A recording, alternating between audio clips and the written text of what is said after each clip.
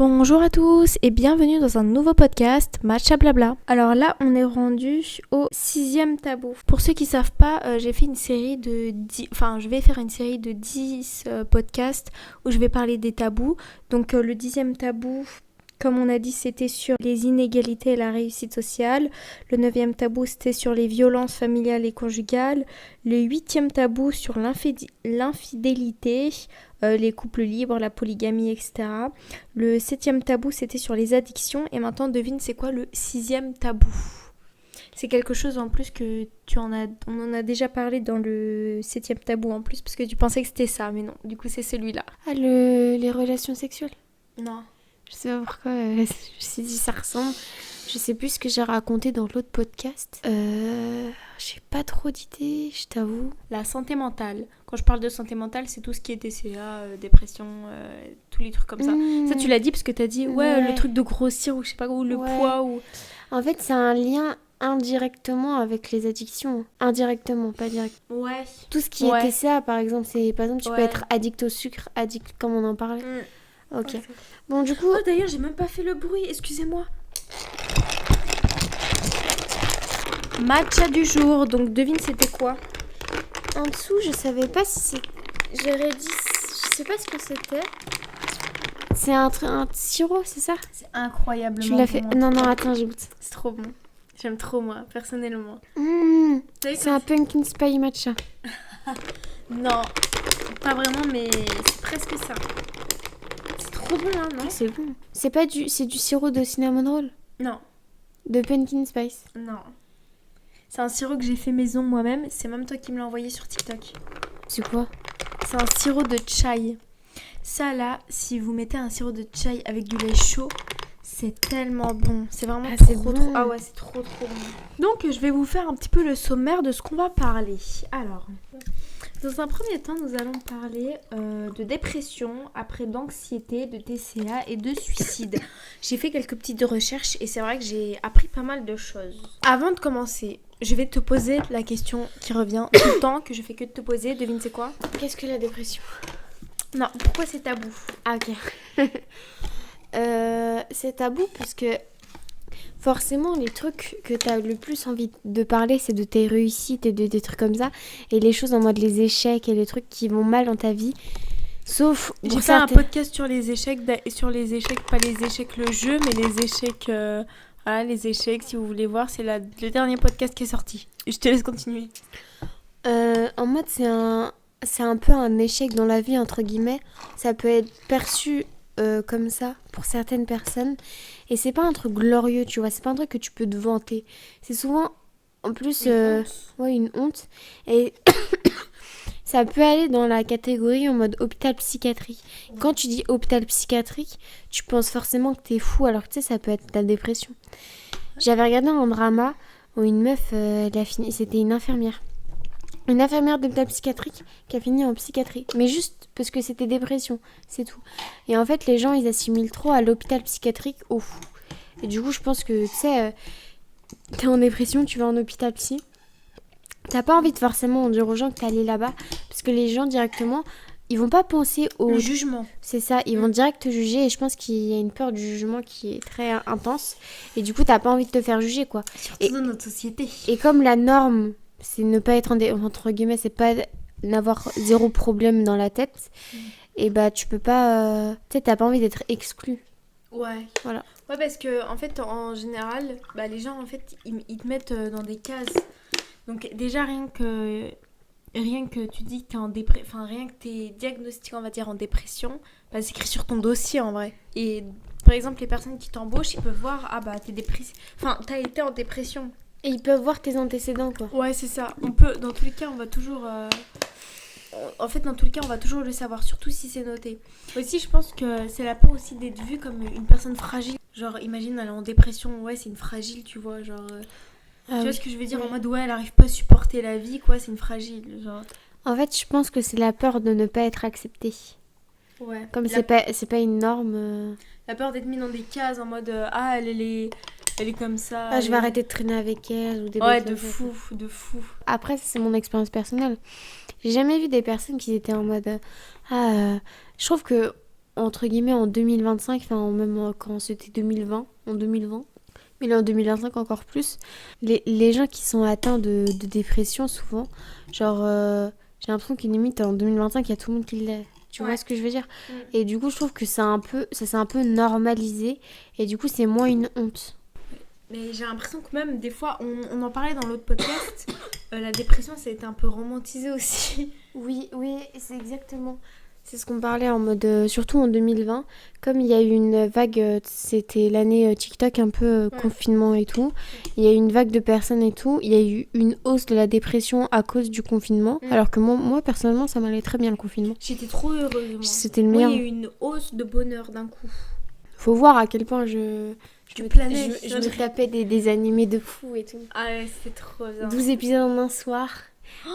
C'était trop bien. Je m'endormais à 8h. Je commençais à regarder, je me tapais 8 heures d'animé.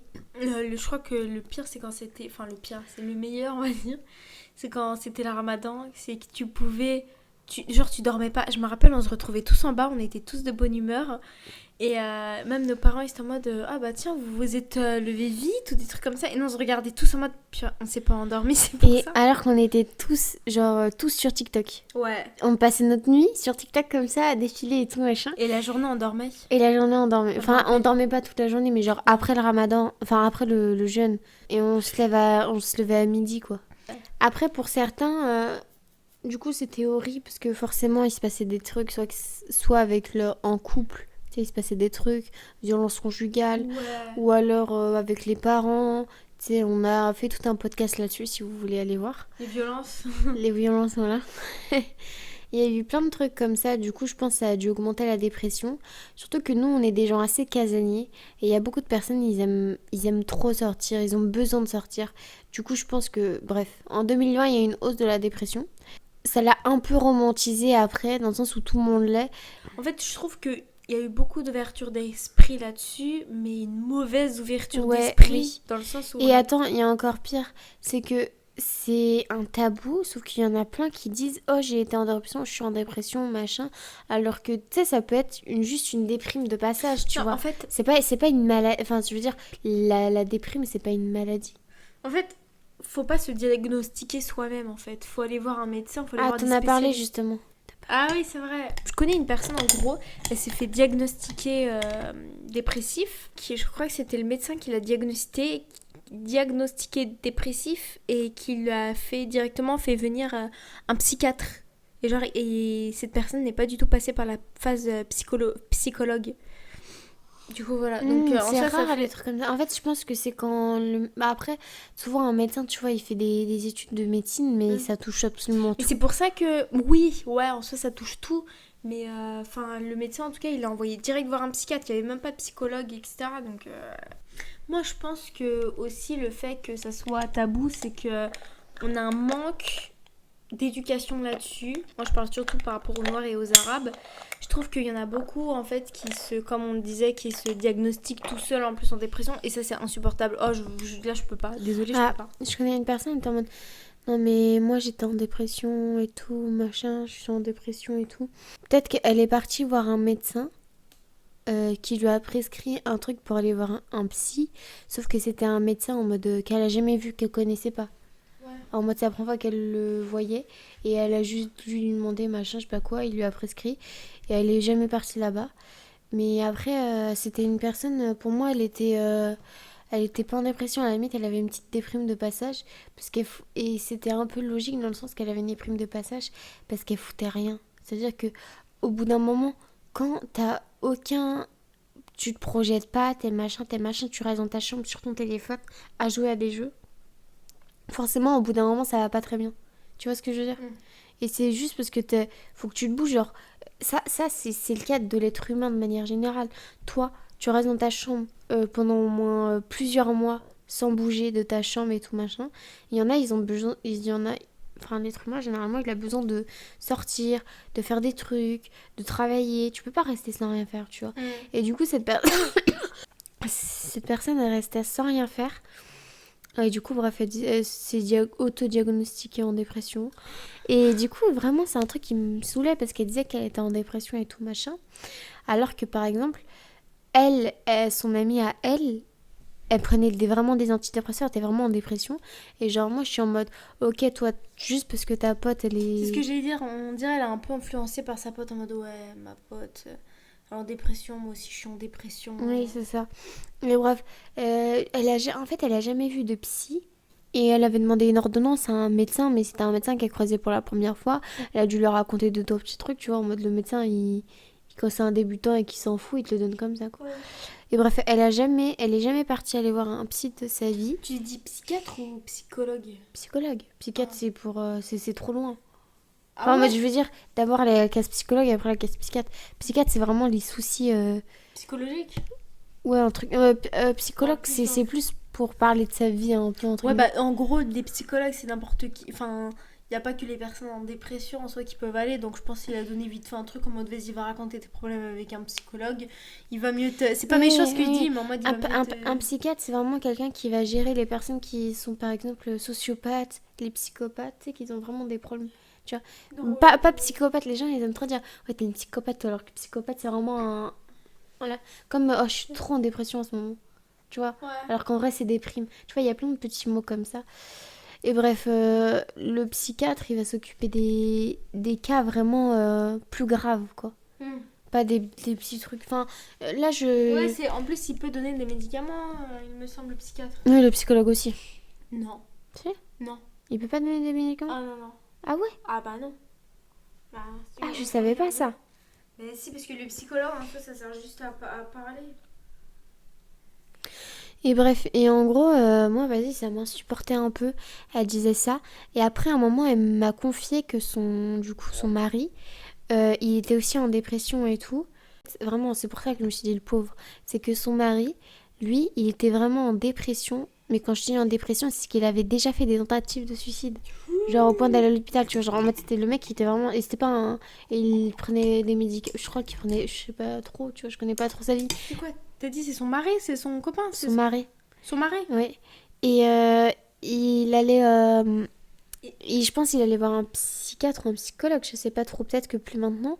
Et le souci, c'est que ça doit être dur pour quelqu'un qui est vraiment en dépression, entre guillemets, d'être avec quelqu'un qui se dit qu'elle était en dépression, alors qu'elle a jamais vu de psy, qu'elle a jamais machin, qu'elle s'est, entre guillemets, autodiagnostiquée. Ouais, c'est ça. Et ça, genre, je comprends pas. En mode, la meuf, la pauvre, en plus, c'est une charge mentale en plus. Enfin, comme c'est une personne qui reste tout le temps chez elle, qui bouge pas et tout machin, parce qu'elle a pas envie. En mode, c'est une personne qui a envie que le mec qui ramène tout à la maison, elle paye rien et en mode juste elle profite de sa vie et dépense de l'argent. Genre, en fait, elle regarde trop de séries télévisées. Ça existe pas. Enfin, ça existe, mais en mode, ça existe, mais tu peux pas avoir une vie de rêve. Et elle a trop la vision en mode. Je vais habiter dans un palais, je peux dépenser des sacs Chanel. Enfin, en Ouais. mode, tu vois ce que je veux dire? C'est pas. Elle veut avoir la vie d'Aloca. Genre Ouais, la c'est vie, ça. une Et belle bref. vie, mais pas que c'est elle qui travaille pour l'avoir, tu vois. Ouais, et du coup, bref, ça m'a fait de la peine un peu pour son mari, tu vois. Lui, c'est-à-dire qu'il a vraiment un problème, quoi. Et elle, en mode, tu sais, du coup, je sais qu'ils ont pu déjà parler de ça ensemble. Moi, à la place du mec, je suis en mode, mais qu'est-ce que tu me racontes? T'as pas été en dépression, toi? Je dirais vas-y, va manger du caca. Ouais, je te jure. Bref, ça, c'était un sujet, j'aimais beaucoup cette fille, mais c'était un sujet qui m'énervait quand elle me parlait, qu'elle me disait qu'elle était en dépression. Je suis en mode, t'es pas en dépression, juste tu veux pas te lever et bouger tes fesses de ton lit, hein, c'est tout. Moi aussi, je peux dire que pendant le confinement, j'étais en dépression, je peux le dire aussi, hein. Ah bah oui, ah bah ça c'est sûr. C'est juste que moi, j'aime trop l'argent, parce qu'elle, du coup, elle s'en fichait de moi, j'aime trop l'argent, du coup, je me lève et tout machin. Ça veut dire quoi? Ça veut dire que moi, à part aller au travail et en cours, je reste dans mon lit et je fais rien. Ça veut dire que je suis en dépression aussi? En fait, pour moi, les personnes qui sont en dépression, pour moi, c'est pas à cause de quelque chose. Je sais pas si tu vois ce que je veux dire. C'est-à-dire que c'est pas en mode une telle personne est décédée, donc je suis en dépression, tu vois. Oui, moi je trouve que c'est un mal-être intérieur. Ouais. On disait, moi je parle pas, en fait, quand par exemple une personne est meurt, etc., de votre famille ou je sais pas quoi, vous allez avoir un deuil, tu vois. Genre, Une déprime. une déprime, ouais, de genre la partie là de deuil, etc. Et après ça va mieux aller. C'est pas une dépression. Moi je me rappelle, j'avais vu une interview de Kinvey à l'époque. Il disait quand il était petit, il était en dépression. Et genre on lui a posé la question, pourquoi vous étiez en dépression? Il disait, je sais pas. Genre, il était juste pas bien. Il était juste. En fait, il se sentait juste vide. Il voulait plus vivre. Vraiment, c'était vraiment. Ça allait hyper loin. Et à un moment donné, en fait, il s'est levé. Il est allé, je crois, dans le jardin. Il a mis une corde ou je sais pas quoi. Je sais plus comment il a fait, mais bref, il voulait se pendre. Et là, il y a sa sœur. Normalement, sa sœur, elle était même pas censée être chez elle, chez lui, je crois, enfin, chez eux. Et là, elle regarde par la fenêtre, elle voit Kinvey est en train de, du coup, vouloir faire sa tentative. Enfin, je crois que je vais te le montrer, le truc, là, si je le retrouve, parce que je trouve que c'est trop... Enfin, quand je vois Kinvey, ça me fait tellement de la peine pour lui. Sa sœur, du coup, qui commence à hurler, du coup, d'un coup, c'est comme s'il s'était réveillé. Je sais pas ce que... Enfin, il disait que, tu sais, il s'était levé comme ça, genre, il marchait, tu sais, automatisme. Il s'était mis en mode automatisme, genre, il vivait plus, en fait. Il a dit, il arrivait plus à vivre. Et pour moi, c'est ça en fait la dépression. Pour moi, en fait, c'est pas un petit. Parce que, par exemple, je vais vous donner un exemple. Moi, et on a tous déjà des moments de déprime. Moi, j'avais un long moment de déprime, genre de. Je sais plus, de juin à août, je sais plus, mais bref, c'était l'été, où j'étais vraiment archi pas bien, etc. Je pense que c'est par rapport à. Comme je l'ai dit dans mon autre podcast, si vous voulez aller l'écouter, c'est sur l'échec. Du coup, il y avait plein de choses et tout, et jamais je me suis dit, ah bah tiens, je suis en dépression, pas du tout, genre j'étais juste archi mal. Et après, au fur et à mesure, ça va mieux. Ouais, en fait, il y a pas vraiment de déclencheur pour être en dépression. C'est pas en mode ah, il se passe ça donc je suis en dépression. Et ça, c'est ce que j'aimais pas chez la fille dont je parle. C'est que elle, c'était juste une phase. En mode, il se passe un petit truc dans sa vie. Enfin, en mode, voilà, un truc triste. Et du coup, forcément, tu deviens triste quand il se passe un truc triste. T'es pas forcément en dépression. Mais genre, tu sais jamais vraiment quand tu vas tomber malade, ça devient comme ça. Bah, pour moi, genre, la dépression, c'est un peu comme ça. La déprime, tu dis? La dépression. Ah, ok, d'accord. Au mode où je vais dire, c'est une maladie. Ouais, c'est Dans le ça. sens En où c'est fait, une maladie, ça tombe comme ça. Il n'y a pas forcément de déclencheur. Ou alors, il peut y en avoir un, mais il est interne en mode. C'est profond. C'est un truc qui est profond, qui date de l'enfance. Ouais, en général, les personnes qui sont en dépression, c'est souvent qu'il y a des trucs qui sont passés durant leur enfance. En général, je crois que c'est... En fait, Ou alors d'ailleurs, il y a, je crois, une sorte de dépression, le burn-out, je crois, c'est une sorte de dépression. Tu peux être en dépression par rapport au travail. Même par rapport au travail, vous voyez, on dit même pas dépression. On appelle ça genre un burn-out parce que tellement tu travailles, tellement t'es trop dans le truc du travail, bah t'es en fait, burn-out. c'est que travail. Ouais. Et carrément, du coup, ça te bouffe même chez toi, tu vois. Et du coup, hop, tu tombes en mode burn-out. Et du coup, pourtant, tu t'es pas en mode je suis tombée en dépression à cause de mon travail. Après, il y a beaucoup ce truc où, là, je vais parler aussi par rapport aux Noirs ou les Arabes, que eux, ils prennent pas ça au sérieux, tu vois. Moi, par exemple, mon copain qui est noir, même s'il est français, il est noir quand même. Pour eux, la dépression, ça n'existe pas du tout. Pour eux, il n'y a pas de truc de dépression. En fait, il faut savoir que nous, on connaît une fille qui est en dépression et cette fille-là, du coup, mon copain la connaît.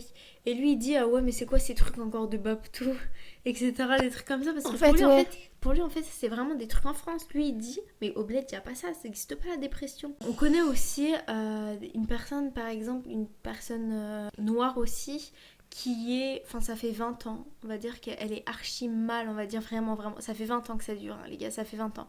Même moi, je la diagnostique moi-même en dépression, elle est archi mal, elle boit tout le temps, il n'y a pas un jour où elle va pas boire ou alcoolisée à mort tout le temps. On va dire une fois dans le mois, moi, elle va à l'hôpital à cause de trop d'alcool, de trop alcool tout le temps, nanana, à chaque fois. Et pour moi, elle est en dépression, mais vu que... ça fait 20 ans que ça dure, mais vu que... il est noir, en très grosses guillemets, évidemment. Et pour lui, non, il est pas en dépression, il a juste un moment de déprime. C'est un moment juste où il est pas très bien. Ce moment, il a quand même duré 20 ans, quoi, c'est chaud. C'est pour ça que je trouve que c'est un peu... au niveau des Arabes et des Noirs, surtout, ils prennent vraiment... ils minimisent de malade le truc, quoi. Ouais, en fait...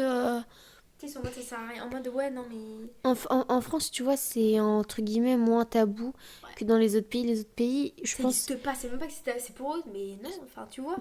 Pour eux, t'as ça, non, t'es juste. Il y a forcément des excuses en mode. Ça existe pas, quoi, alors qu'en vrai, ça existe. Est-ce que t'as quelque chose d'autre à rajouter par rapport à la dépression?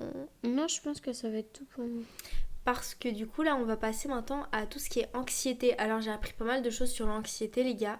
On va en parler, je vais pas tout vous dire maintenant. Est-ce que toi, tu sais ce que c'est que l'anxiété ou pas? Parce que moi, quand j'ai vu l'anxiété, pour moi, je pense juste qu'en mode, ouais, t'es anxieuse, je sais pas comment te dire, je saurais pas vraiment te... Moi, je sais qu'il y a plusieurs anxiétés. Par exemple, l'anxiété sociale, je crois que c'est l'une des plus répandues, je pense.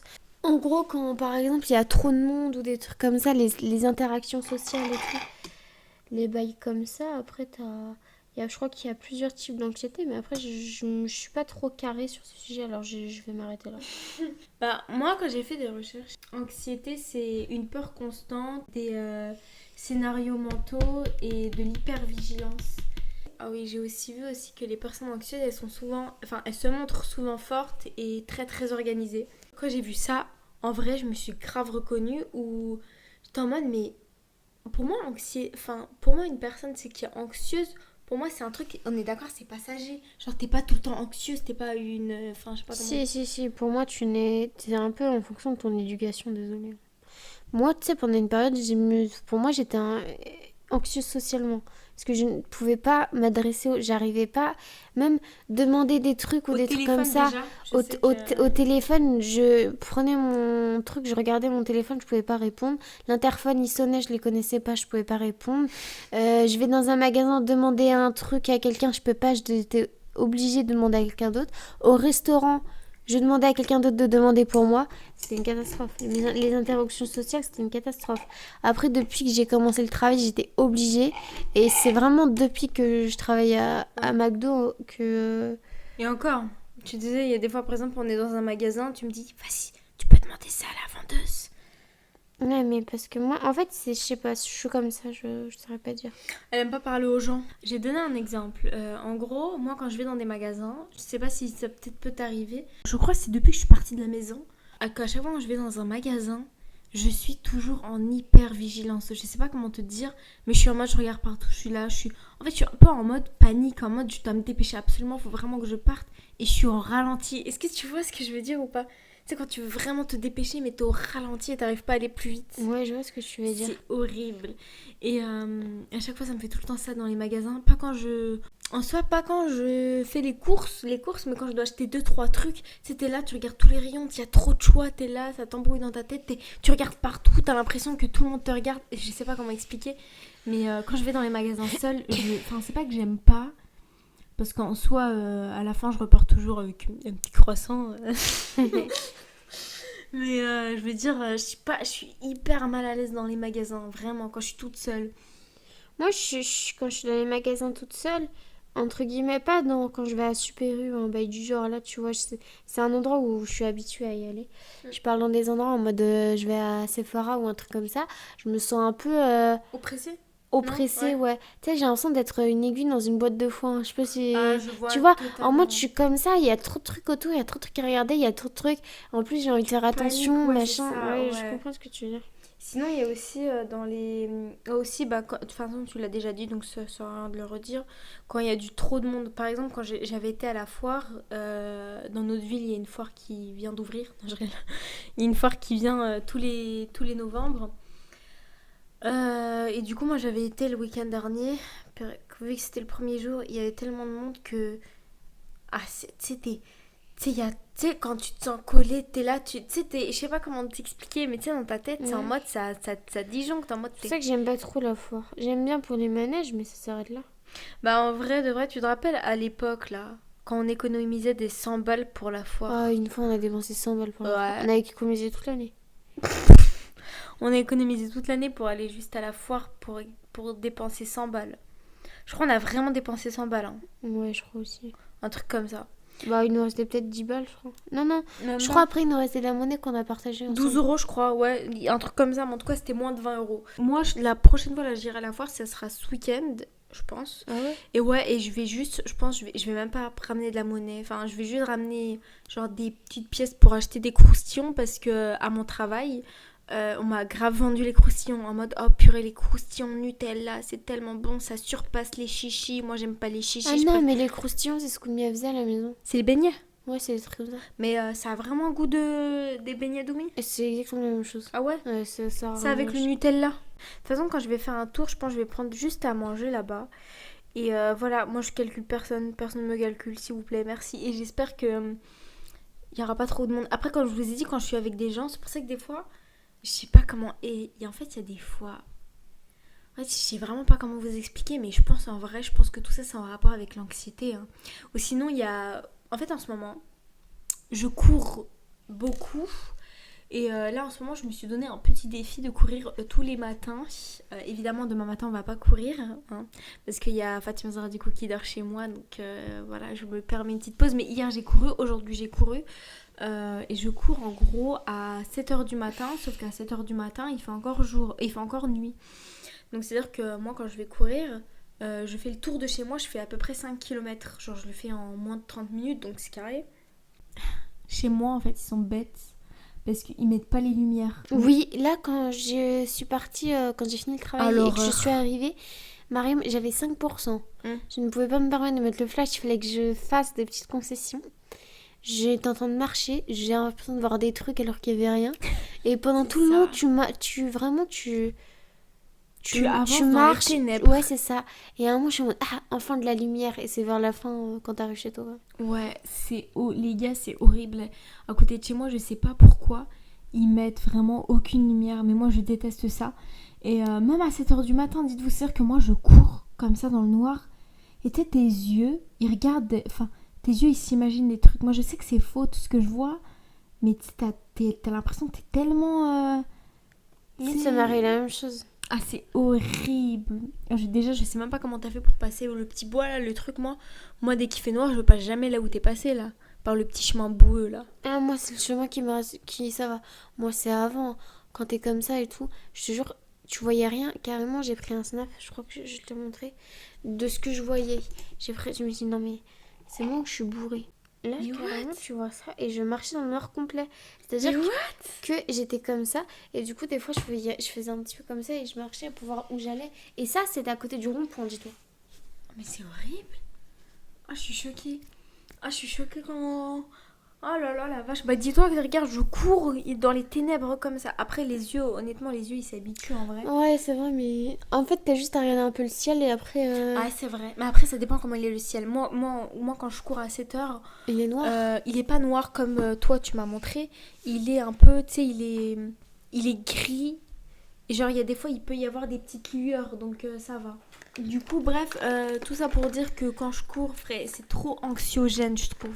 Genre, tu te sens mal, en fait. C'est dingue, mais bon, je garde le rythme, évidemment. On ne lâche pas, on va continuer à courir. Je suis déçue qu'il n'y a plus de matcha, pour vous dire. Ah ouais, moi aussi, depuis tout à l'heure, j'essaye de gratter. Sinon, enfin, moi, je me sens anxieuse dans énormément de choses. Par exemple, là, je fais un podcast, Non, je rigole. Je me sens pas très bien, je suis anxieuse. Enfin, c'est pas du coup de l'anxiété, mais là, ça me stresse parce que je vois, il est 1h27 du matin. Demain, on se lève. Enfin, demain, je dois me lever à 7h, moi. Je suis trop fatiguée, rien que de penser que je dois me lever à 7h, ça me... Là, j'ai envie de dormir. Moi, hier, j'ai fini tard. Vraiment, je suis rentrée à 23h, je crois. Aujourd'hui, je me suis levée à 9h parce qu'on m'a appelé à 9h. Bref, alors maintenant, on va parler d'un sujet qui concerne énormément de personnes, mais énormément. Les TCA, troubles du comportement alimentaire. Moi, je pense que ça concerne au moins 80% des filles. Mais surtout à un certain âge, en fait. Sachez un truc, c'est pas une question de poids. C'est-à-dire qu'une personne qui est grosse, elle peut avoir des TCA. Une personne qui est maigre, elle peut avoir des TCA. Oui, et une personne qui est grosse, elle peut être anorexique. Ouais. Parce que l'anorexie, c'est mental. Tout ça, c'est mental. Des fois, tu vois, il y a des gens, ils sont hyper maigres. Il y en a, ils sont en mode... Par exemple, je vais vous donner un exemple. Mon meilleur pote, il est vraiment bête. Excuse-moi si t'écoutes ça, mais c'est vraiment bête. En fait, il faut savoir qu'à l'époque, déjà, mon meilleur pote, il était très maigre. On faisait le même poids. Genre, on devait faire 45 kilos tous les deux, sachant qu'il était plus grand que moi, quand même. Bon, même si c'est 10 cm plus grand, il était quand même plus grand. Et en gros, il était tout fin. Il était plus fin que moi, du coup. Parce que du coup, moi, j'étais petite, petite. Et lui, il était grand, donc lui, il était plus allongé. Et du coup, il y a ma soeur, elle lui a dit « j'ai vu un gars, j'ai cru que c'était toi et tout, mais en plus maigre. » Et lui a sorti « Ah, mais c'est pas possible, plus maigre que moi, c'est anorexique. » Wesh, c'est une phrase. Il écoute ton podcast de voix? Non, il sait même pas que j'en ai un, mais je me dis, on sait jamais. C'est pour ça, à chaque fois, je me dis au cas où. Ouais, t'as raison. Ouais. Et on fait que de sortir cette phrase et c'est devenu une ref dans la famille, carrément. C'est devenu une rêve dans la famille, tellement c'est hilarant. À quel moment tu dis, maintenant plus maigre que moi, c'est anorexique, mais frère, ça n'a rien à voir. Et Enfin, du t'es coup, pas anorexique. on limitait parce que ça faisait pique-me des fois. Plus mec que moi, ça n'existe pas. De toute façon, comme j'ai dit, ce podcast-là, c'est sur la santé mentale, donc les TCA, ça Ah en oui, fait partie. et une personne super maigre, elle peut être boulimique. Ouais, c'est vrai. Tu sais, il Ouais. y a plein de trucs comme ça en fait. Mais voilà. En gros, il y a plusieurs sortes de TCA. Je sais pas si tu l'as écrit dans ton truc. Il y a l'anorexie, la boulimie, la... L'hyperphagie. Ouais, l'hyperphagie. Je vais en parler en plus, c'est surtout par rapport à ça que je voulais en parler, mais aussi par rapport à dire aussi que c'est une souffrance mentale. On va dire c'est une très grosse souffrance mentale parce qu'on va pas se mentir que la nourriture, ça fait partie, je dirais, en bon 50% de notre vie, enfin même plus parce que c'est grâce à la nourriture qu'on vit, entre guillemets. Et voilà, et ça peut engendrer des grandes souffrances. Et je vais vous donner même quelques chiffres que j'ai notés, des petits trucs, des petites sources, en gros. Les TCA, ça touche 1 million de personnes en France. En vrai, tu dis on est 36 millions. Oui, 36 millions. Ah ouais, je sais pas. Je connais pas les... Je m'appelle pas Spencer. Mais bref, ça touche 1 million de personnes en France. Et faut savoir un truc, c'est la deuxième cause de mortalité chez les jeunes. C'est chaud. Après, je crois le premier, c'est la conduite. C'est les voitures, là, les tchou-tchou. Enfin, ça, c'est train. Les dring-dring. Non, ça, c'est... Bref, t'as compris. Les voitures. Les voitures, ouais, c'est les accidents de voiture. C'est la première cause de mortalité chez les jeunes.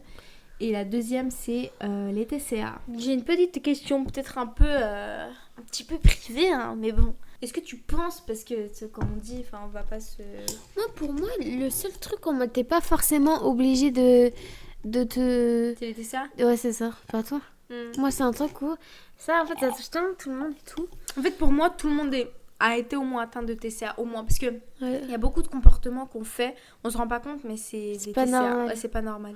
Moi, je sais que pendant une période, je pouvais me faire vomir, par exemple. Quoi? Mais ça, je te l'avais déjà dit. Non, tu me l'as jamais dit. On avait une discussion comme ça où toi, tu me racontais des petits trucs sur ça et moi aussi. Je me rappelle plus. Tu te rappelles pas de cette conversation? T'es venu me voir, après si ça se trouve que je balance un dossier que tu pourras couper, t'es venu me voir et non, à un moment on se racontait, tu me racontais un dossier, tu me dis regarde, j'ai ce carnet, je note Ah oui. En gros, attendez, parce que ouais, c'est grave aussi ce que j'ai fait. Attends, je vais le raconter. On te retient qu'elle avait 10 ans. J'avais 10 ans. Je sais que le carnet, je l'ai gardé longtemps. Ouais. En gros, c'est un carnet où je mettais mon poids, où je mettais tous les trucs que je devais arrêter de manger pour perdre du poids. Et chaque semaine, je me pesais. Et si je perdais pas au moins 1 kilo par semaine, et mes restrictions, elles se serraient de plus en plus. Et t'as réussi à tenir combien de temps? Ah, j'ai tenu longtemps. J'ai tenu plusieurs mois. Après, le truc, c'est que après j'ai arrêté le karaté parce qu'il faut savoir si j'étais comme ça, c'était dû aussi au sport que je pratiquais où il fallait que je reste à un poids qui était en dessous de 45 kilos. Donc, il fallait que je reste à ce poids-là. Et pour moi, dans ma tête, toutes les personnes qui font plus de 45 kilos, et ils sont gros. Et je me mettais ça dans la tête, genre je me suis grave mis ça dans les têtes. J'écoutais Ornella Tempesta. Anna, j'écoutais Anna là. Je vais vous faire une petite... Attends. La nourriture n'est qu'une facette. Va plutôt te faire vomir en cachette. C'est ce qu'il y a de mieux. Si une personne elle était en face de moi et me disait je fais 55, j'étais en mode t'es bien, genre en mode je vais pas critiquer son poids par rapport à ça, etc. Mais moi, si moi je fais plus de 45, je suis grosse. J'ai arrêté tout ça dès que j'ai arrêté le karaté. J'avais plus de poids à respecter. Et je me rappelle, c'était un été où j'étais en mode c'est bon, j'arrête ce sport, c'est bon, je vais pouvoir remanger normalement. Et là, d'un coup, j'ai eu un truc dans la tête. Je me suis dit, waouh, trop bien, etc. Et là, d'un coup, j'ai pris du poids. Et après, il y a le confinement qui est arrivé, donc ça m'a pas aidé. Ah oui, il faut savoir un truc aussi. J'ai pris du poids, c'est vrai, ça, je l'ai pas dit. J'ai pris énormément. J'ai pris peut-être 10 kilos. Et après, quand j'étais partie au lycée, on disait que j'étais grosse. Et pourtant, je faisais Au moins. lycée? Ouais, au lycée, on disait que... Non, pas avec... au lycée, en CAP. Ah. On disait que j'étais grosse et pourtant, je faisais Je me rappelle, je crois que je faisais 53 kilos, il me semble.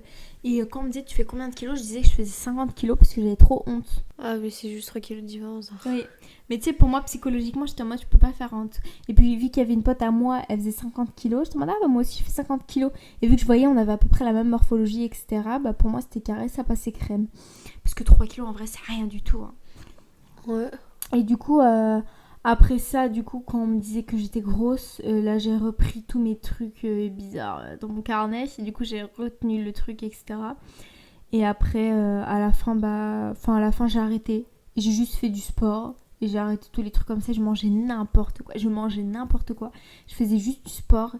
Et du coup, je perdais là le poids. Et après, j'ai repris le poids que j'avais de base. Et puis, sans même du coup essayer de chercher à perdre, du coup, j'ai déjà perdu. Donc voilà.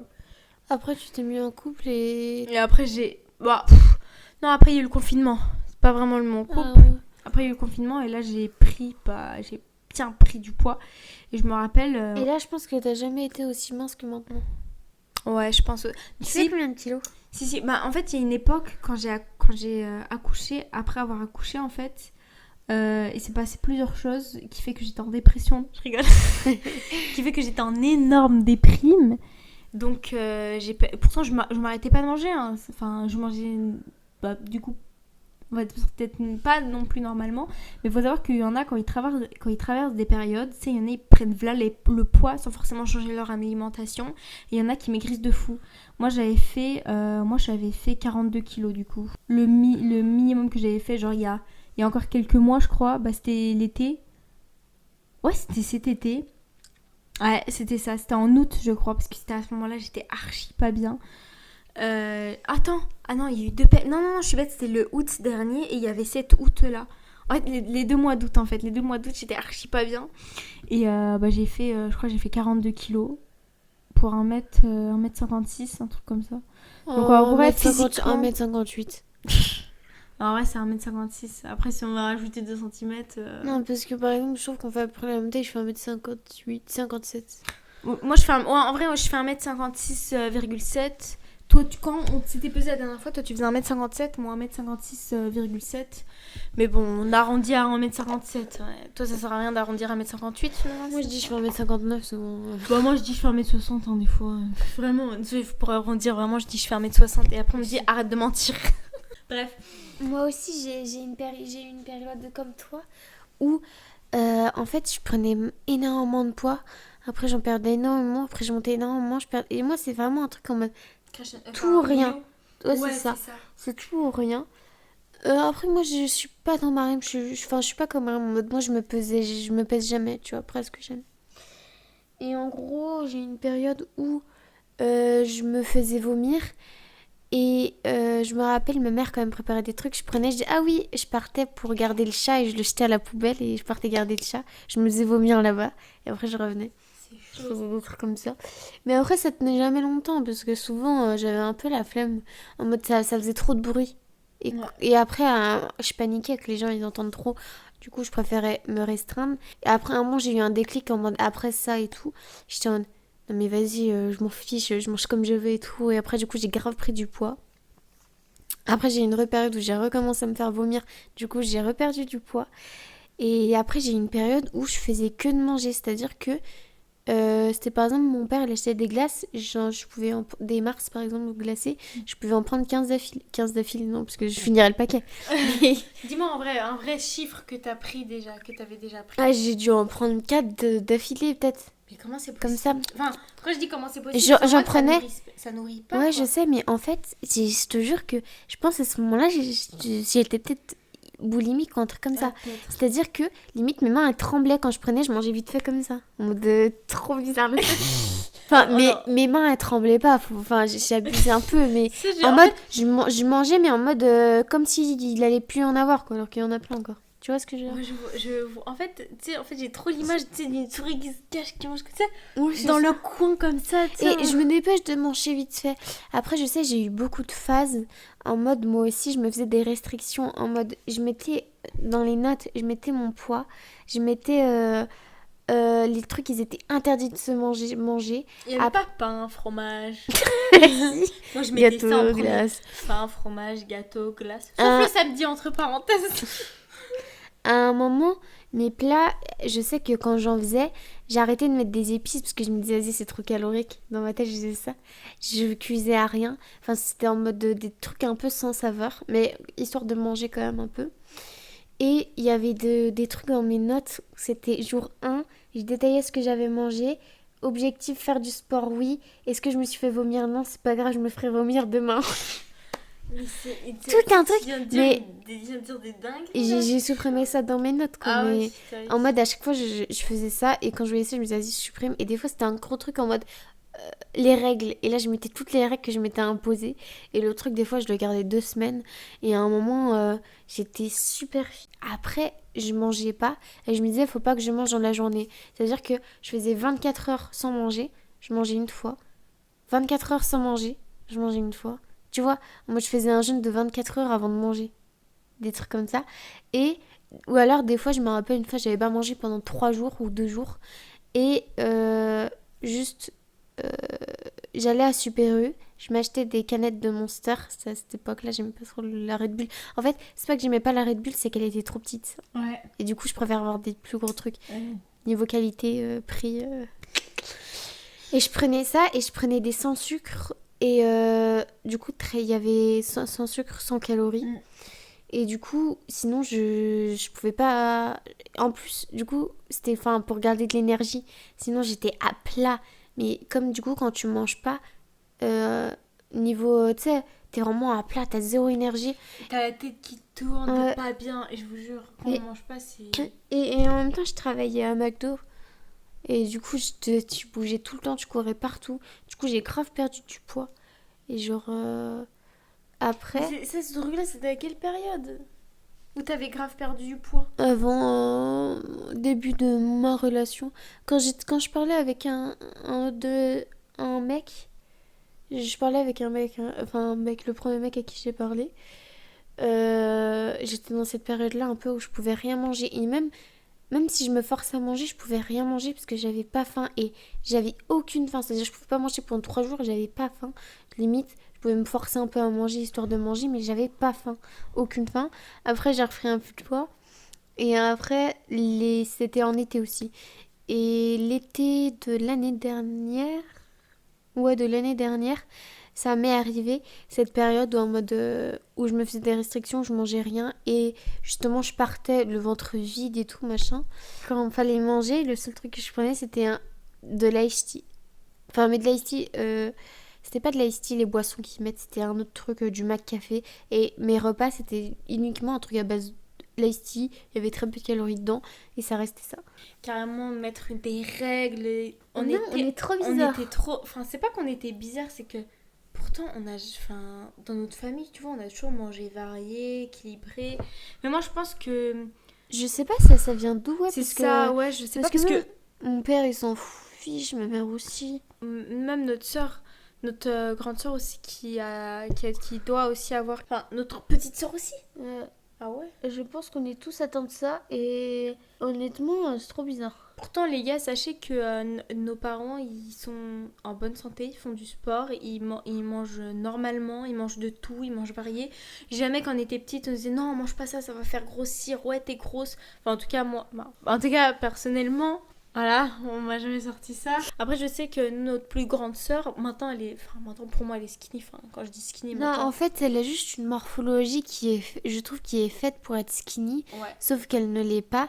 Et du coup, quand une personne qui est faite pour être skinny va perdre du poids, elle va perdre surtout des cuisses. Et c'est pour ça. Moi, je suis pas une personne qui a une morphologie de skinny, je trouve.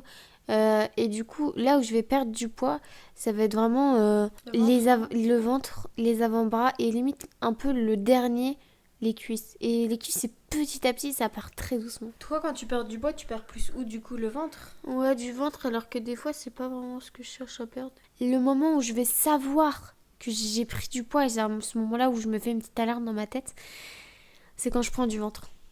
Ouais. Quand tu vois, parce que c'est la dernière chose. Ouais, c'est ça. C'est vraiment la dernière chose que je prends.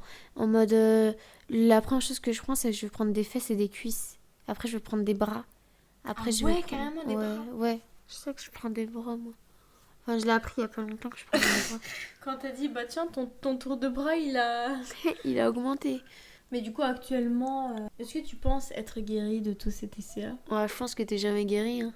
Ah ouais, quand t'as des TCA, pour Ah. toi, t'es jamais guérie? Ah, t'es jamais guéri, sauf si t'atteins le summum que tu vas avoir. Et encore, si tu veux atteindre ce summum, il y aura forcément un autre truc que tu voudras changer. C'est comme les gens qui sont accro à la chirurgie. Moi, je pense que j'ai pas, en soi, j'ai plus vraiment de TCA. En fait, tu fais que dire à tout le monde que t'es grosse alors que... ok. Non, en fait, attendez, parce que c'est vrai qu'il faut que je parle d'un truc. En plus, ça, j'en parlais avec mon copain, mais déjà, avant, il faut que je vous dise un truc. C'est vrai qu'il y a un truc, par contre, qui m'a pas quitté. C'est l'hyperphagie. On en a parlé juste avant. L'hyperphagie, c'est quelque chose où tu as des crises à certaines périodes et là, tu vas manger littéralement tout. Mais quand je vous dis tout, mais... Ça me fait penser à un truc, attends. Je trouve qu'on n'en parle pas assez, je sais pas si ça t'arrive. Mm. Quand on veut commencer un régime ou un truc comme ça, on se dit d'abord je dois manger tout ce qui est en mauvaise santé chez moi. Et du coup, tu commences à tout bouffer, tout ce qui est en mauvaise santé, pour au final mieux reprendre le lendemain. C'est n'importe quoi. C'est ridicule, faites pas ça. Enfin, limite, c'est ce que je disais en plus à ma cousine. Mange des trucs. En fait, ma cousine, aussi à l'atteinte de TCA, elle disait ouais, genre, oh non, mais elle va recevoir des œufs pour Noël, etc. Comment est-ce qu'elle peut faire?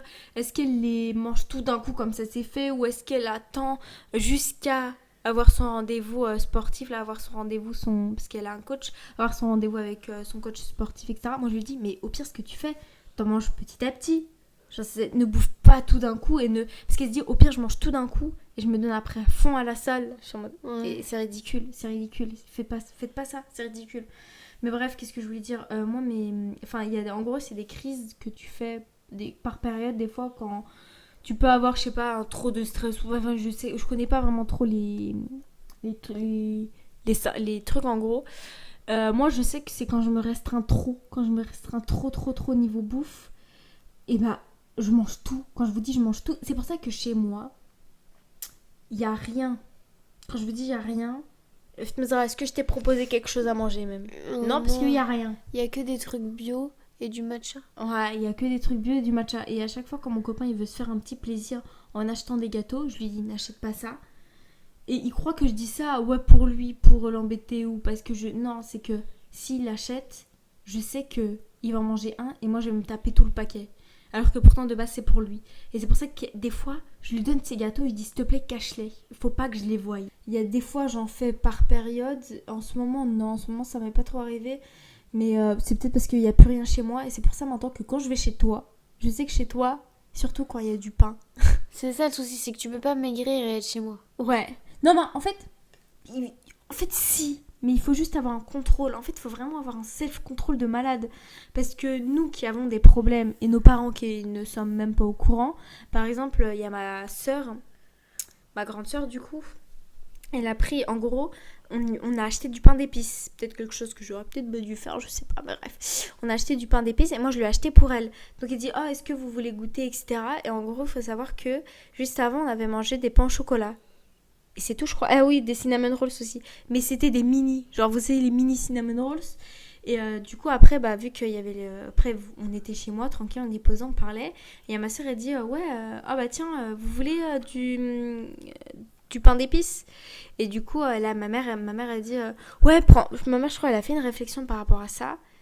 Et après, ma mère, je crois que ma mère, à un moment, elle s'est stoppée. Elle a dit, excuse-moi, dis-moi si t'as des problèmes... Enfin, si t'as des problèmes avec l'alimentation et je ressors plus ça, je sais plus ce qu'elle avait sorti. Elle a sorti un truc comme ça, je sais pas. Elle a sorti en mode mais arrête, tu vas prendre du poids, bêtement. Un truc comme ça. Ah non, t'as déjà... Non. Ou alors elle a dit non, t'as déjà mangé. Non, mais ça fait beaucoup trop. Elle a dit un truc comme ça. En vrai, dans le fond, elle a raison. En mode, là, tu vas tout bouffer de sucré, tu vois. Ouais, là, tu manges trop. Enfin, là, c'est trop de sucre, quoi. Dans le sens où tu manges trop, mais en mode... Tu sais, tu vas tester ça, tu vois, ouais. C'est comme s'il y avait 3 types de glace dans le congélateur et que je bouffais les 3. C'est vrai, et je suis tellement capable. Tu me mets 3 types de... Il y avait mon copain, il avait acheté 3 différentes glaces. Les Magnum chocolat noir, Magnum chocolat au lait, Magnum chocolat blanc. Il a tous testé les 3 d'un coup. Et moi, j'en ai pris qu'une. Et pour moi, en fait, j'étais en mode, ouais, c'est chaud, je peux pas en prendre. Je crois que j'en ai dû en prendre une. Et après, j'ai attendu quelques petits temps. Et après, tu en reprends une autre. Parce que tellement ça te ronge dans la tête. Je sais pas si tu vois ce que je veux dire. Ouais, je vois. Tellement ça te. Pourtant, t'as même pas faim. Et c'est ça qui m'énerve. Les Tessa, c'est trop vicieux dans le sens où tu manges n'importe quoi, mais t'as pas faim, en fait. En fait, je pense que l'hyperphagie, elle est venue. Parce que ça peut venir à une certaine période. En fait, savoir que moi, en soi, j'ai pas le souvenir d'avoir fait je suis une personne qui grignote beaucoup, sachez-le, mais j'ai pas le souvenir d'avoir fait des phases d'hyperphagie quand j'étais à la maison, pas du tout. C'est que je pense que c'est depuis que, en fait, quand j'étais enceinte, j'étais dégoûtée de toute la bouffe, mais tout, j'étais dégoûtée de tout et j'avais énormément de restrictions dans le sens où non, je peux pas manger ça, je peux pas, parce que tout me dégoûtait en fait. Et à partir du moment où j'ai accouché, etc., c'est là où genre tu vois, où genre c'est un peu libéré, déclenché, et là je me suis dit, ah ça j'ai trop envie de manger ça, j'ai trop envie de manger ça, vous voyez ou pas? Ouais, Donc en gros les envies sont venues à la fin en fait finalement. Voilà, est-ce que t'as quelque chose ou pas à rajouter? Ouais, Vas-y. je trouve que t'as beaucoup de miel chez toi. Miel. Ça rond. Ouais, vas-y ensuite. Non, j'ai rien à rajouter du tout. Je pense que tout a été dit. Je pense aussi si vous avez des trucs à rajouter, vous pouvez les mettre. Ensuite on va parler d'un sujet que j'hésitais en vrai à parler parce que ça nous concerne archi pas. Et c'est un sujet très délicat. Devine c'est quoi? Je sais pas. Le suicide. Ah oui, ça Ça tu nous... l'avais dit. Ouais, je l'ai dit en plus dans le sommaire. Moi, je sais que j'en connais, mais là, de tête, je ne pourrais pas te dire. Moi, je vais t'en dire parce que j'ai eu beaucoup de flashbacks. J'ai pensé à beaucoup de choses. Et pour moi, en fait, le suicide, c'est vraiment quand une personne... Il y a eu trop d'épreuves d'un coup dans Trop sa vie. d'accumulation. Trop d'accumulation. Et à la fin, en fait, tu dis, je peux plus vivre. Vous voyez, en mode, je peux plus vivre ça, quoi. C'est mort. Et du coup, qui va passer à l'acte. Et sachez un truc, de source sûre, mon professeur m'a dit qu'il y avait plus de garçons qui se suicidaient que des filles pour cause chagrin d'amour.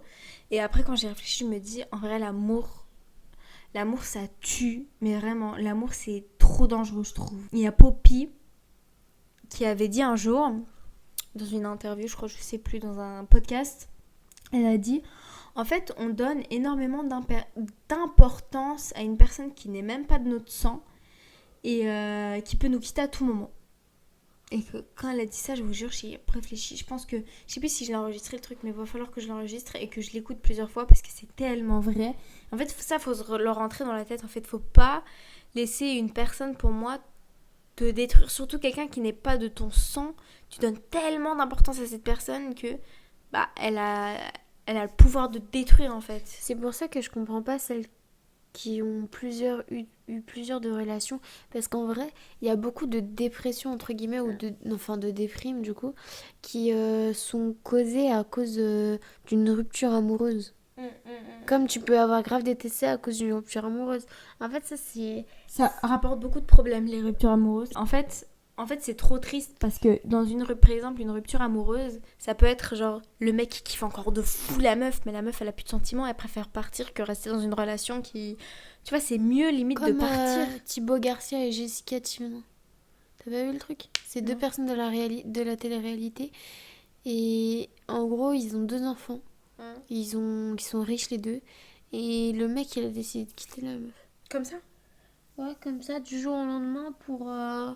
Parce qu'il a dit, je suis plus amoureux de toi. Surtout les blancs qui font ça, je trouve. Parce que quand, tu sais, les blédards, etc., eux, ils ont pas ces genres de mentalité dans le sens où pour eux, même s'ils aiment plus... Bon, après, je trouve que c'est trop triste de rester avec une personne alors que tu l'aimes pas. Ouais, pour moi, ça sert à rien. Non, ce qui est triste, c'est rester avec une personne que tu n'aimes pas et à côté, il y a une autre personne qui te plaît beaucoup. Je sais pas quoi, là, c'est triste, tu vois, en mode, tu gâches ta vie, quitte-la et va avec l'autre. Ouais, mais d'un côté, du coup, la personne qui se fait quitter... Oui, mais en mode, toi, tu préfères être avec...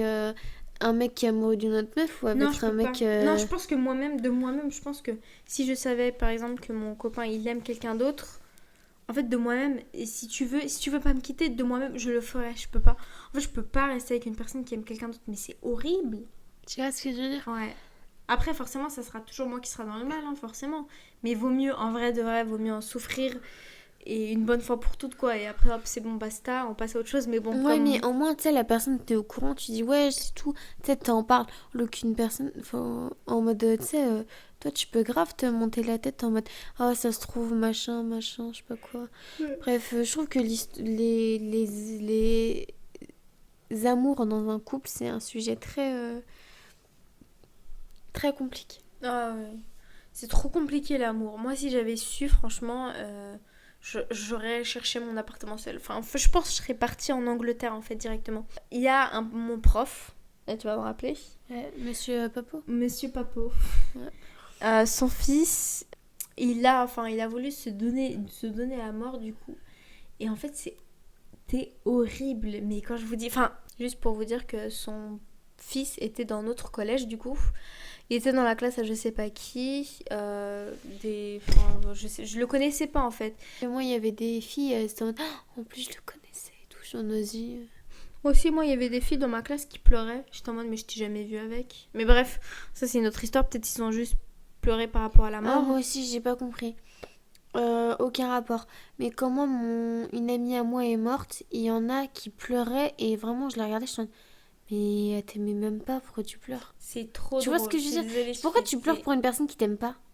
C'est une dingue. En fait, ça, c'est généralement les gens, quand ils pleurent, c'est pas parce que la personne l'a quitté, c'est parce que bah, c'est la mort, en fait. C'est la mort qui l'a fait pleurer. Je sais pas comment dire, Ouais, tu je vois. sais pas, mais je trouve ça bizarre en mode. Ouais, Moi, personnellement, Moi, personnellement, je meurs, pleure pas pour moi. Moi, je t'aimais pas, j'aurais pas pleuré pour toi. jure, il y a des gens, s'il vous plaît, ne pleurez même pas pour moi. Et moi, je vous regarderai comme ça avec pitié, honnêtement. Moi, tu vois, par exemple, la grand-mère de mon copain est morte.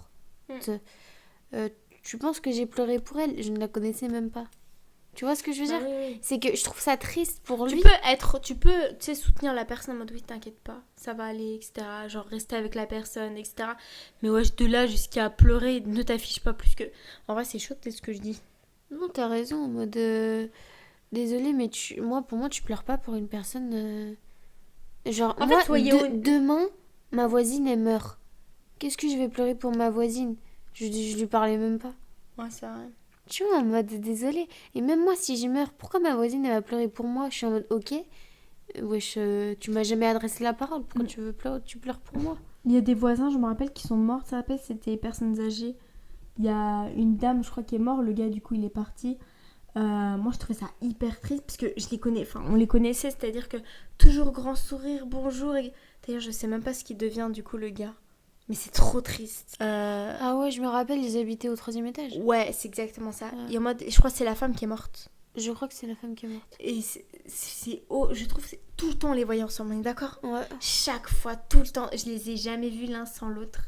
Et me dire qu'il y en a une qui est morte et du coup l'autre il a déménagé, du coup, bah ça m'a fait trop mal pour eux. Mais dans le sens, tu vois, je me dis, bah j'ai pas pleuré parce que enfin c'est pas que je m'en fiche en vrai de vrai, mais c'est que bah je les connais pas en soi, tu sais, c'est mes voisins.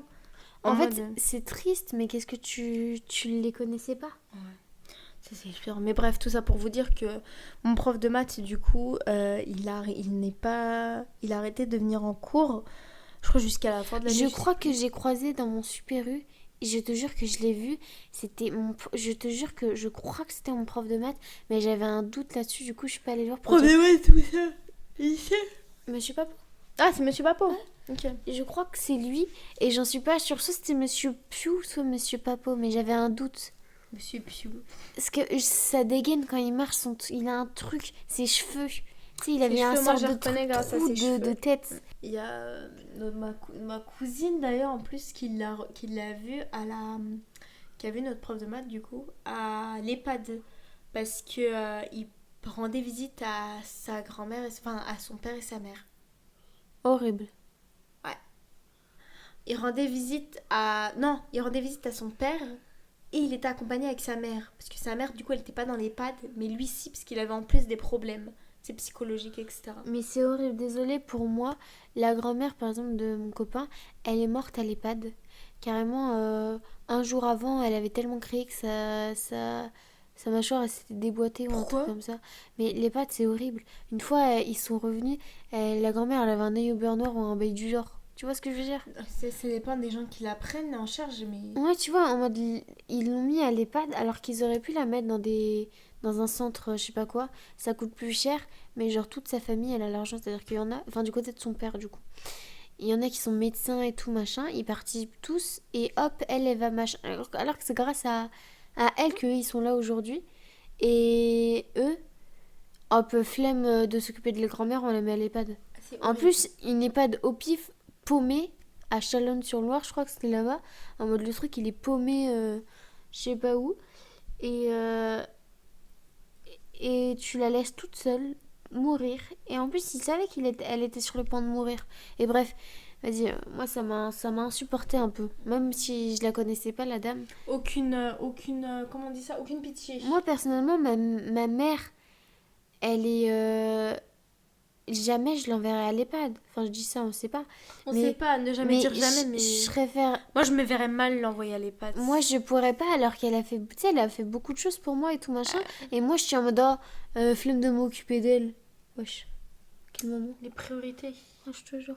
Bref, Bref. on a un peu divagué, là. Mais c'était tout ça pour vous dire que mon prof, au final, après l'autre année d'après, il avait grave changé dans le sens où il était grave mou. Alors que de base, il était grave... Oui, il avait grave un truc en mode un peps, et moi, je l'aimais trop. Ouais, il avait trop un Il peps. avait un truc comme ça, et quand moi, je l'ai re-eu l'année d'après, Il était je un te peu jure mou. qu'il était tout triste. Et ça se fait qu'il était tout triste, tout mou. Alors qu'avant, il faisait toujours avec un géant sourire et Ouais, tout. à chaque fois, ah ouais. Et c'était horrible. Ouais, ah ouais, moi comment je me sentais tellement mal pour lui. Mais Parce d'un que côté- juste avant, sa femme, elle était morte d'un cancer. Ah oui, c'est vrai. Ah la vache. Il lui Vache. restait juste sa fille. Du coup, maintenant, il reste que sa fille. Et il s'est suicidé parce que je sais plus, il avait un... Je pense qu'il devait être en dépression ou un bail du genre. Et il a appris qu'il était adopté. Il y a eu un bail de ce genre-là aussi. Enfin, c'était vraiment un truc de famille, je sais pas quoi. Et voilà. Pour moi, les suicidaires, enfin les personnes qui veulent se suicider, parce qu'on dit généralement, ouais, il faut en parler, etc. Mais pour moi, les personnes qui veulent se suicider, ils ont trop peur en fait qu'on les place, comme on avait dit. Bref, du coup, voilà, je pense qu'on va s'arrêter là niveau suicide parce qu'on n'est pas très non plus très informé. La seule chose que je peux vous conseiller, je crois que c'est un numéro de téléphone, c'est un numéro qui est disponible 24h/24, 7 jours sur 7 et évidemment c'est gratuit. C'est le 3114. J'aurais bien aimé faire un test, mais je vais dire, j'ai envie de laisser la ligne pour vraiment les gens qui ont des problèmes. Non, c'est juste j'ai la flemme. Donc, pour se sortir de ça, de toute cette pression, si je peux me permettre, que ce soit des pressions ou des envies de suicide, etc. Moi, quand j'étais petite, je sais que je dessinais beaucoup. Dès que ça allait pas bien, je dessinais systématiquement. Et franchement, c'était vraiment pas mal comme technique. Et par exemple, il y a mon copain, lui, quand il est pas bien, etc., ce qui le permet, entre guillemets, de le détendre, etc., c'est de courir, c'est de faire du sport. Et toi, quel conseil, enfin, est-ce que t'as un truc, etc., qui t'as envie de donner des idées à nos internautes? Moi, c'est dormir. En fait, moi, je trouve que dormir, c'est horrible. À un moment, je vous jure, j'étais archi mal. Je me suis dit, vas-y, je vais dormir. Je me suis réveillée. J'étais pas bien. Encore 2 fois plus. J'avais une boule au ventre. En plus de ça, j'ai fait des cauchemars par rapport à ça. Justement, quand ça arrive, hop, faut se rendormir encore. Et tu te réveilles quand c'est bon, le moment est passé. Voilà, ma solution, c'est vraiment... Ah, c'est une super C'est solution. vraiment dormir. Hein. Après, si vous aimez bien écrire, vous pouvez écrire. Sinon, Ah si, moi je fais beaucoup ça. Quand ça va vraiment pas bien, des fois, je t'écris. prends mon téléphone, je vais dans Notes et j'écris. Mais t'écris quoi en fait? Parce que les gens qui disent j'écris, c'est quoi? Et en fait, j'écris et après, je sais pas, parce qu'après, une fois que je finis d'écrire, je verrouille la note et je vais dormir. Et après, quand je me réveille, je réouvre pas la note. Elle reste toujours dans tes bloqués. Nazara va nous lire maintenant une note. Je vais te montrer. Et en fait, je les ai répertoriés par lettres d'alphabet. Du coup, je vais vous dire combien de lettres j'ai eu. Que je ne regarde pas après. Ah, il y a juste à la lettre I. Et ça, c'est quand la dernière? C'est de quand? Après, je ne le fais pas souvent. Faut pas croire que je le fais souvent. En fait, c'est pas forcément, je crois, quand je vais mal, je vais forcément écrire. C'est quand je vais vraiment, quand j'ai besoin d'évacuer, j'écris. Comme ça m'évite de me plaindre. Tu vois ce que je veux dire? J'écris un peu. Je me plains pas dans mes notes, mais je sais pas ce que je fais, mais bref. Voilà, c'est le truc. Et après, je vais dormir, mais c'est pas pour autant que je le fais à chaque fois. Du coup, la dernière date de le 8 février 2025. Vous voulez que je vous donne les dates? Des fois, il y en a qui sont super proches. Hein. La première, elle date du 19 mai 2022. Ah oui. La deuxième, elle date du 17 juillet 2024.